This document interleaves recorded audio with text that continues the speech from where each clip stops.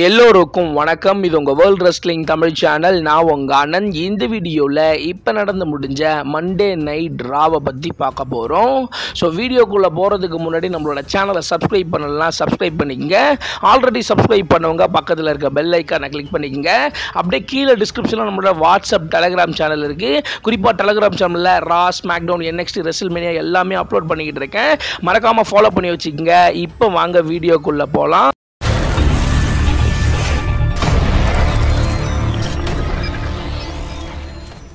First வந்து பார்த்தீங்கன்னா ரா start பண்ண உடனே குந்தர் வந்து பார்த்தீங்கன்னா பயங்கர கோவத்தோடு வந்து பார்த்தீங்கன்னா ரிங்குக்குள்ளே வராரு. ஸோ இன்றைக்கி குந்தர்கிட்ட வந்து பார்த்தீங்கன்னா ஒரு சில கேள்விகள் வந்து பார்த்தீங்கன்னா மைக்கேல் கோல் கேட்பாரு அப்படின்ற மாதிரி அட்வர்டைஸ்மெண்ட் பண்ணியிருந்தாங்க. ஸோ குந்தர் உள்ளே வந்த உடனே இப்போவே உள்ளவா என்கிட்ட கேள்வி கேளு அப்படின்னு கேட்குறாரு. உடனே மைக்கேல் கோல் உள்ளே வராரு. உள்ளே வந்த உடனே அவர் சொல்கிறது என்னென்னா, ஸோ இன்றைக்கி லேட்டராக கொஞ்சம் நேரம் கழிச்சு தான் நீங்கள் வருவீங்கன்னு சொன்னாங்க, இன்றைக்கி சீக்கிரமாக இப்பயே வந்துட்டீங்களே அப்படின்ற மாதிரி கேட்குறாரு. ஸோ என்ன கேள்வியோ அதை நீ கேளு அப்படின்னு கேட்குறாரு அந்த இடத்துல. ஸோ 2 வாரத்துக்கு முன்னாடி நீங்கள் ஜே ஊசோவோட பிரதரை வந்து பார்த்தீங்கன்னா இங்கே ரிங்கில் வந்து பார்த்தீங்கன்னா பிளட்டு வர்ற மாதிரி பயங்கரமாக அடிச்சிங்க.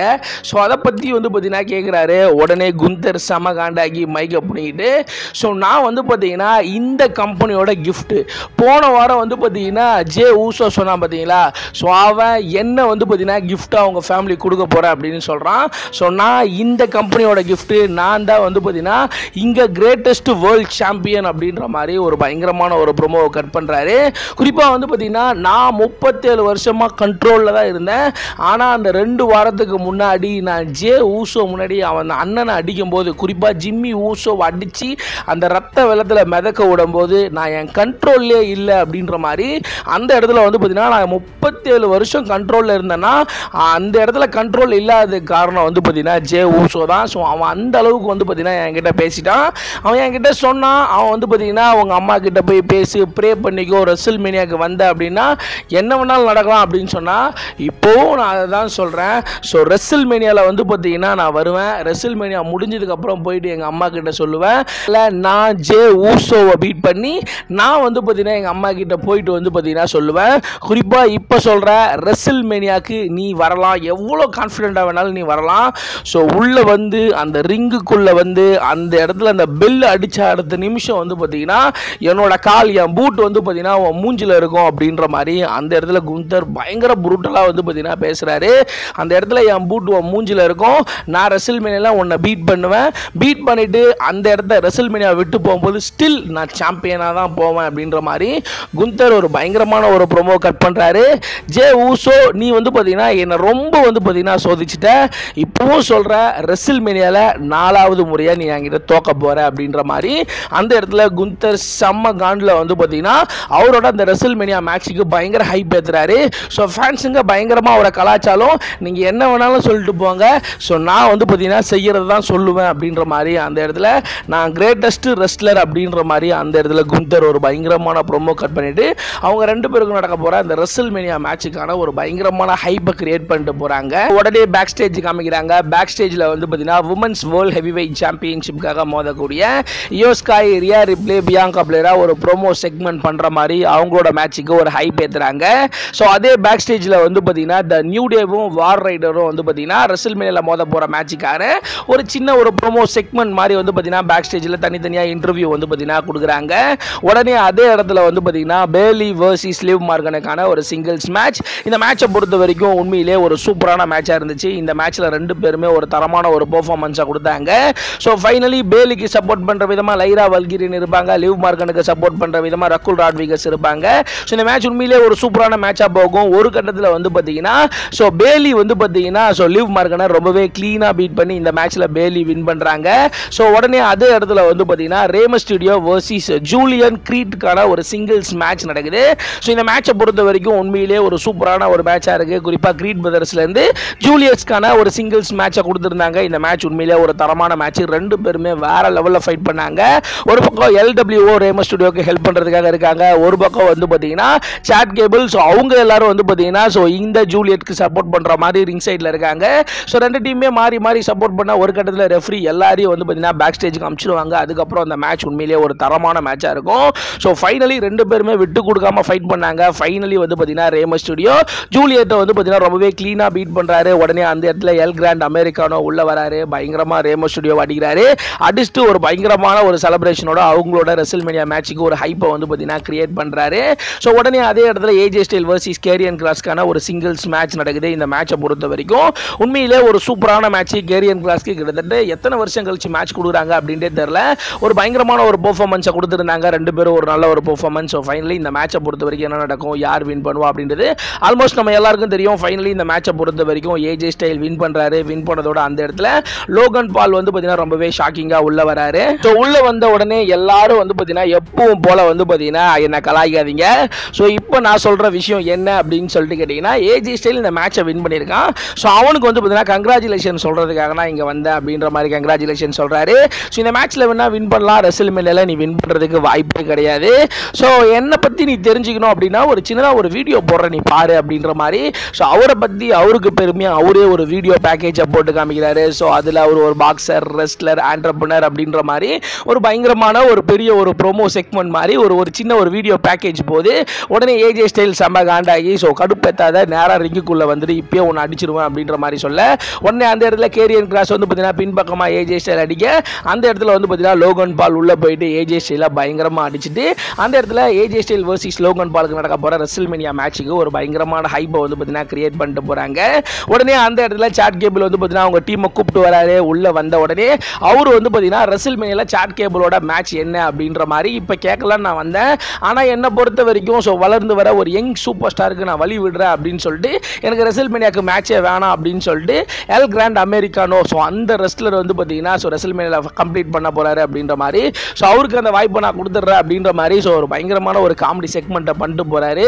ஸோ இன்னமும் வந்து பார்த்தீங்கன்னா நம்ம நம்பரோன்னு நினச்சிட்டாரு போகிறா, சாட் கேபிள் வேறு, எல் கிராண்ட் அமெரிக்கானோ வேறு அப்படின்ற மாதிரி. ஸோ ஒரு பயங்கரமான ஒரு சம்பவத்தை பண்ணிட்டு வந்து பார்த்தீங்கன்னா போகிறாரு. உடனே அதே இடத்துல ஜே ஊசோ உள்ள வராரு. ஜே ஊசோ உள்ள வந்த உடனே அந்த இடத்துல வந்து பார்த்தீங்கன்னா குந்தர் பேசின ப்ரோமோக்கு ரிப்ளே வந்து பார்த்தீங்கன்னா கொடுக்குறாரு. ஸோ உள்ள வராரு. உள்ள வந்த உடனே திரும்பவும் ஒரு வாட்டி வந்து பார்த்தீங்கன்னா நம்ம வந்து பார்த்தீங்கன்னா அந்த ஈட் பண்ணலாமா அப்படின்னு சொல்லிட்டு கேட்குறாரு. திரும்பவும் அந்த ஈட் பண்ணுறாரு. ஃபைனலி அந்த இடத்துல வந்து பார்த்தீங்கன்னா இந்த க்ரௌடு இருக்குது அப்படின்னு சொல்லிட்டு நீ நினச்சிட்டு இருக்க அப்படின்ற மாதிரி குந்தர் பேசியிருப்பாரு.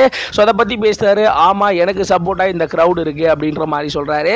ஸோ அந்த இடத்துல வந்து பார்த்தீங்கன்னா நீ என்ன வேணாலும் சொல்லலாம். ஸோ ரெசில்மேனியாவில் 60,000 பேர் இருக்கிற அந்த இடத்துல நான் உன்னை பீட் பண்ணி new world heavy weight champion நான் வின் பண்ண போகிறேன் அப்படின்ற மாதிரி ஒரு பயங்கரமான செலிப்ரேஷனோட வந்து பார்த்தீங்கன்னா அந்த இடத்துல ஜே ஊசோ திரும்பவும் அந்த ஈட் மூமெண்டம் பண்ணிட்டு அவங்களோட ரெசில்மேனியா மேட்சுக்கு ஹைப் ஏற்றிட்டு வந்து பார்த்தீங்கன்னா அப்படியே கிளம்புறாரு. உடனே பேக் ஸ்டேஜ் காமிக்கிறாங்க. பேக் ஸ்டேஜில் பிரான் பிரேக்கர் ஸோ ரெசில்மேனியா நடக்க போகிற அந்த ஃபேட்டல் 4-வே மேட்சை பற்றி பேசலாம் அப்படின்ற மாதிரி ட்ரை பண்ணுவார். அந்த இடத்துல ஜட்ஜ்மெண்ட் டே டீம் எல்லாரும் போயிட்டு பயங்கரமாக வந்து பார்த்தீங்கன்னா அந்த இடத்துல பிரான் பிரேக்கர் அடிச்சிடுவாங்க. அடிச்சதோட அதே இடத்துல வந்து பார்த்தீங்கன்னா பென்டா ரிங்குக்குள்ளே வருவார். ரிங்குக்குள்ளே வந்த உடனே பென்டா வர்சஸ் ஃபின் பேலருக்கான ஒரு சிங்கிள்ஸ் மேட்சை வந்து பார்த்தீங்கன்னா கன்ஃபார்ம் பண்ணுவாங்க. இந்த மேட்ச் கன்ஃபார்ம் பண்ண உடனே ரெண்டு பேருமே வந்து பார்த்தீங்கன்னா தரமாக ஃபைட் பண்ணுவாங்க. ரெண்டு பேருமே ஒரு பயங்கரமான ஒரு பெர்ஃபார்மன்ஸை கொடுப்பாங்க. பென்டாவாக இருக்கட்டும், ஃபின் பேலராக இருக்கட்டும், ரெண்டு பேருமே ஒரு தரமான ஒரு பெர்ஃபார்மன்ஸை வந்து பார்த்தீங்கன்னா கொடுத்தாங்க. ஒரு கட்டத்தில் இந்த மேட்சுக்குள்ள பிரான் பிரேக்கர் உள்ள வந்து so Dominic Mysterio, fin baler எல்லாரையும் அடிக்க ஃபைனலி அவங்க 4 பேரும் பயங்கரமாக அடிச்சுக்கிட்டு வந்து பார்த்தீங்கன்னா அவங்களோட அந்த ரெசில்மேனியா மேட்சுக்கான ஒரு பயங்கரமான ஹைப்பை கிரியேட் பண்ணுறாங்க. ஸோ உடனே பேக் ஸ்டேஜ் காமிக்கிறாங்க. பேக் ஸ்டேஜில் ஸோ ஸ்டார்டிங்கில் இருந்தே ரோமன் ரிங்ஸுக்காக வந்து பார்த்தீங்கன்னா பால் ஹேமன் வெயிட் பண்ணிட்டே இருப்பார். ஸோ ஃபைனலி வந்து பார்த்தீங்கன்னா அவர் வெயிட் பண்ணி ரோமன் ரிங்ஸ் வரவே மாட்டார். அந்த இடத்துல சிஎம் பங்க் வந்து ஸோ ரோமனுக்காக வெயிட் பண்ணுறியா, நான் எப்பவுமே உன்னோட க்ளோஸ் ஃப்ரெண்டாக இருப்பேன், நீ வெயிட் பண்ணுறா அப்படின்ற மாதிரி சொல்ல அந்த டைம் பார்த்து காரில் ரோமன் ரிங்ஸ் வந்து பால் ஹேமனை பார்ப்பாரு. டே நீ என்ன விட்டுட்டு அவன் கூடயாடா இருக்கு அப்படின்னு சொல்லிட்டு செம்ம காண்டாகி நேராக ரிங்குக்குள்ளே வருவார். ரிங்குக்குள்ளே வந்த உடனே வந்து பார்த்தீங்கன்னா பால் ஹேமன் பின்னாடியே வந்து மைக் எடுத்துகிட்டு போய் ரோமன் ரிங்ஸ் கிட்ட கொடுப்பாரு. ரோமன் ரிங்ஸ் பால் ஹேமனை பார்த்து முறைச்சிட்டு டேரெக்டாக போயிட்டு அவர் வந்து பார்த்தீங்கன்னா அவரே வந்து பார்த்தீங்கன்னா தானாக ஒரு மைக் எடுத்துகிட்டு வராரு. எடுத்துகிட்டு வந்த உடனே ஸோ எல்லாரும் என்னை இக்னாலேஜ் பண்ணுங்க அப்படின்ற மாதிரி அந்த இடத்துல ரோமன் ரிங்ஸ் என்னை இக்னாலேஜ் பண்ண சொல்கிறாரு. ஸோ அந்த இடத்துல எல்லாரும் இக்னாலேஜ் மீ அப்படின்னு சொல்ல இந்த உலகமே என்னை பார்த்து எனக்கு வந்து பார்த்தீங்கன்னா இக்னாலேஜ் பண்ணுது. ஸோ என்ன வந்து பார்த்தீங்கன்னா ரசிக்குது, என் கூட இருக்கணும்னு நினைக்குது.